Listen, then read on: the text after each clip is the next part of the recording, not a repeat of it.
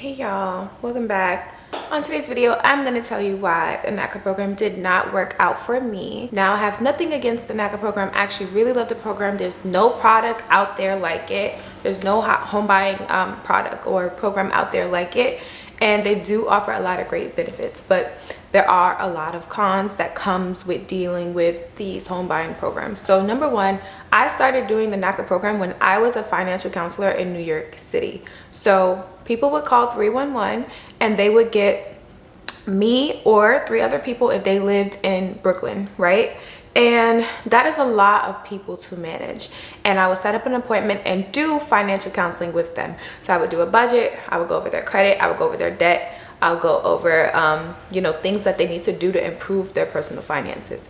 So you would think that if a person has to do that as their daily job for the city, that they are top tier with their finances, which I indeed was. My finances were squeaky clean, okay? Never had a late payment on my credit history, never had, bad loans, never had any problems with credit. My income wasn't the best, but always had a job, which is what you need when you're going to buy a home. You need at least 2 years of employment history. So my finances were good. Naca, for whatever reason, they have a lot of rules that you need to follow. So you need to prove to them that you are home buying worthy and that you can go on to the next process, right? So the first step is doing their home buying workshop. The second step is becoming qualified, meeting with your counselor and becoming home buying qualified or home purchasing qualified.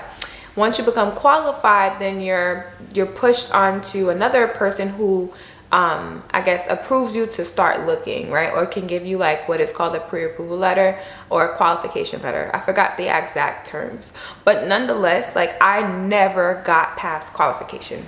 So I'm gonna tell you why. So number one, when I started with them, they wanted proof that I was paying my rent to show that I would be responsible enough to pay mortgage, and I always paid my rent on time, and I showed them the proof, right? They also wanted proof of little things like a budget every month. All of that was good. My credit was like 750 when I started with them, and when I left them it was like 790, almost 800. So where Naca and I went wrong is that I felt like the way in which they wanted you to organize your finances was that they wanted you to show your bank statements and show that you're not spending above the budget that you set forth and that you can afford your lifestyle and afford this potential mortgage. So what they usually do is they'll ask you like, what are you trying to spend on mortgage when you're doing like a session with your counselor? And I always said no more than 1,500, right? And then so they would do all these calculations, and then they would say, okay, you need to have a surplus, you need to have $200 at the end of the month, and you need to save this amount for this amount of months. So I did all of that. I think mine was I had to save $500 a month or something. I did that for a year straight, right? Where we went wrong was it was an issue with how I was making these payments. So how I was making my bill payments. So like I said, I thought it would just be easier if all my bills were paid with one card. So when it came to showing Naca that I paid my bills, I show one bank statement and then I pay it back. I freaking paid everything with my credit card, rent, everything. Like I didn't even know I could pay rent with my credit card. I found out that I actually could. I started paying everything with my credit card because I wanted to just be more, I guess, neat and not have to show them multiple bank statements. And it's like I was doing all this work, creating all these LOEs, letter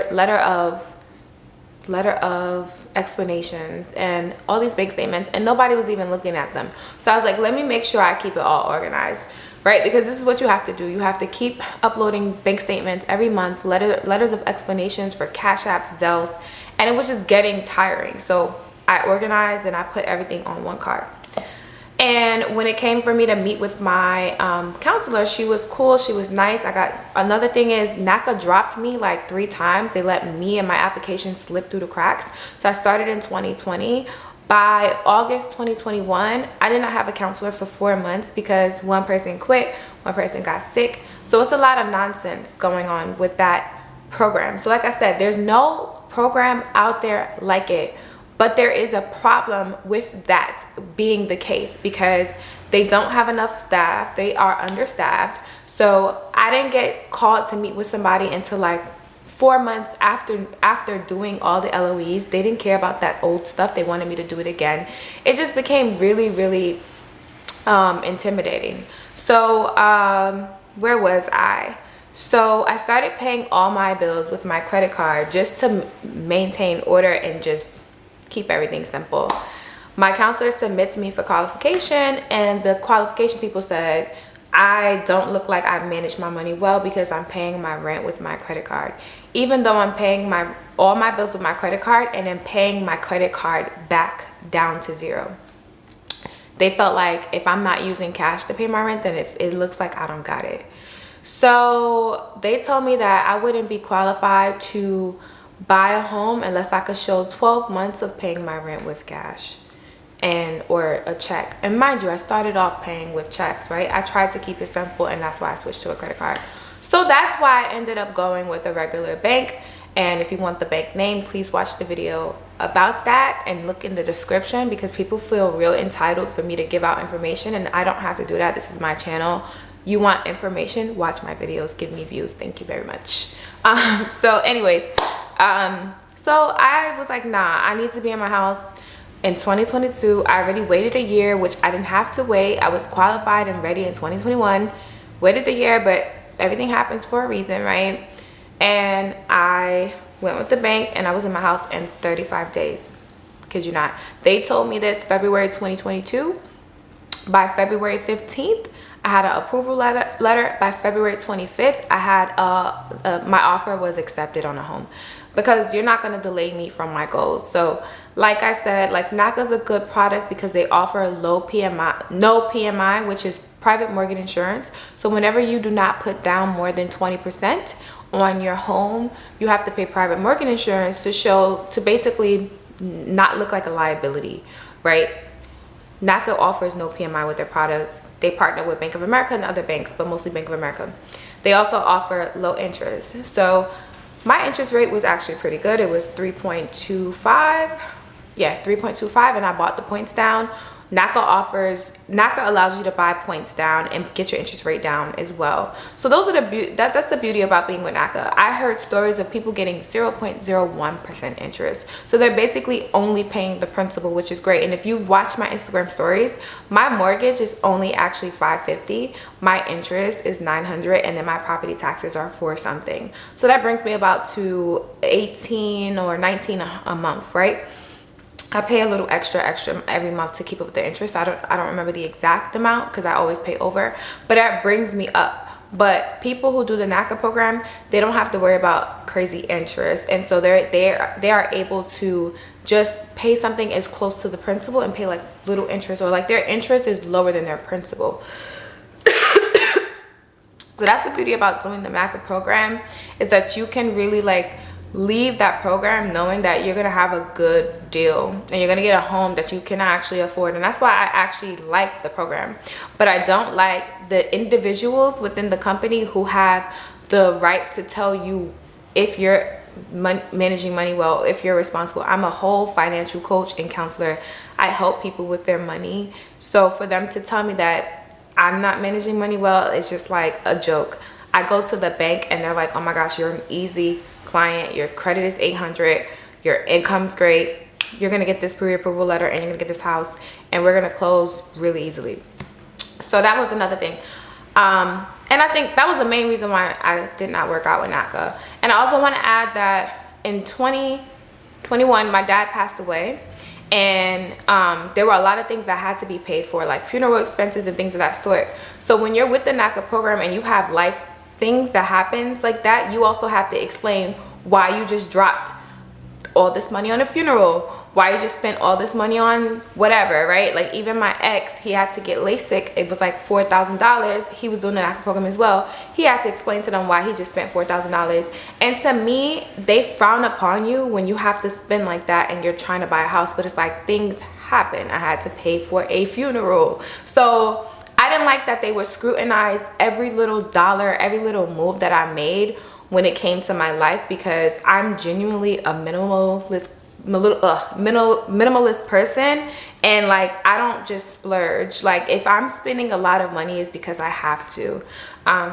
So yeah, that was the reason why Naca didn't work out for me. I hope Naca works out for anyone that's trying, because it is, like I said, a good product. But there are other banks out there that can offer you the same. They can offer you, that's why, what I will say is Naca taught me to not settle for these BS products that these banks be trying to offer you to buy a house. So I went into other banks demanding no PMI, demanding a buy down option to get the interest rates down, because you really can't control the interest rates, but at least, at the very least, if you can buy down the interest rate that is current, you can get your interest rate lower. With other banks though, they limit how much you can buy down. So if I could have bought down more, I would have, but I was limited to 3.25%, which is very good in 2022. The interest rates right now are 7, 5, 6, 8% right now. So I got a pretty good interest rate. But I know somebody, they went to a bank, regular bank, not Naca, after me. They bought their house in August. I closed in March. They bought in August. Their interest rate this year was 2.8% and no PMI. So there are banks out there offering products very similar to Naca. It's just down to you to do the research. Go into Google, type in home buying product, no PMI, low interest, buy down point option. Type those 3 things in, see what banks pop up. It be these small banks that you never heard of offering this type of home buying product, because they know they have a small community of people who will actually go to them and borrow the money. And when you borrow for them, you're helping the bank, because they're gonna charge you interest, right? But if the interest is low, it's manageable for you and them. They win, you win. So anyways, I like Naca. It's nothing against Naca. I just personally just didn't work out with them. And I think in the future, you know, my interest rate is 3.25. I might want to bring it down a bit, right? Because I know somebody who got 2.8. My friend got 2.8 last year in 2021.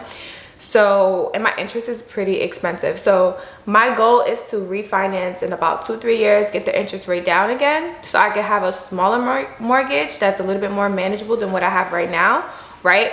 And I might go back to Naca to do that. I might do that with Naca, right? Because now I have a home. Now they just have to see if I'm qualified to get a refinance with them. And if, as long as I can get the interest rate down to lower than what I have right now, I'll be happy. So I hope that explains to you why I did not finish with the Naca program, because so many people asked in the comments when I said that in my last video. And I pray that you have success with your home buying process. If you have questions, I am available at bringyourfinance@gmail.com to help you all. And specifically in the tri-state area, because I went through this process and because I am a financial coach, I have connections with HUD programs, realtors, mortgage loan officers, where you guys can reach out to me and I can connect you with those people. I used to connect my clients with those people for free. I'm willing to do the same for anyone who reaches out to me.